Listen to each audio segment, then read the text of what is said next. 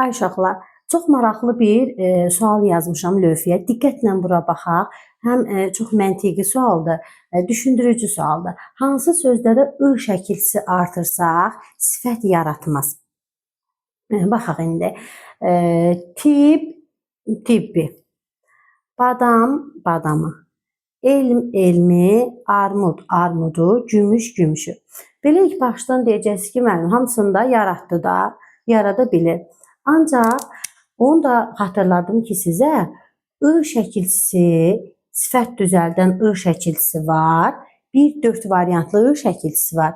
Bir də var bir variantlı şəkilçimiz. Bu alınma şəkilçisidir. Qaydalarımıza görə bir variantlı şəkilçini biz artırırıq alınma sözlərə.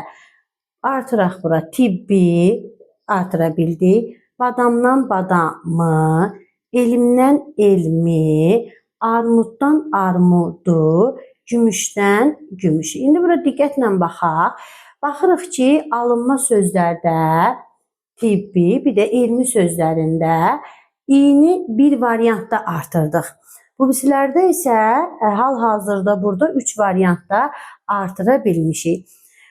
Biz bir variantlı şəkilçini yalnız alınma sözlərə artıranda o sifət yaradır. Milli sözlərdə isə biz 4 variantlı sifət düzəldən şəkilçini artıracağıq. Düzdür. Bu sözlərə, alınma sözlərə bu 4 variantlı ı şəkilçisini də artıra bilir. Bizdən hələ ki demir ki, sifət düzəldən şəkilçi. Bizə deyir ki, sifət yaratmaz. Sifət yaranması üçün 4 variantlı şəkilçini qəbul eləməsi lazımdır da sifət düzəldən şəkilçini. Bu 4 variantlını qəbul eləmirsə, deməli bu sifət düzəldə bilməyəcək. Bir variantlını qəbul eləyir, bizdə də verib 4 variantlı şəkilçini. 4 variantlını qəbul eləyər, ancaq sifət olmayacaq. Məsələn, deyirəm ki, tibbi yaxşı bilirəm. Bu nə olacaq? İsmin təsirli yalı. Elmi yaxşı öyrən. Yenə ismin təsirli yalı. Düzdür, şəkilçini qəbul eləyər, ancaq təzə söz yaratmaz, yəni sifət yaratmaz. Onda qrammatik şəkilçi olacaq.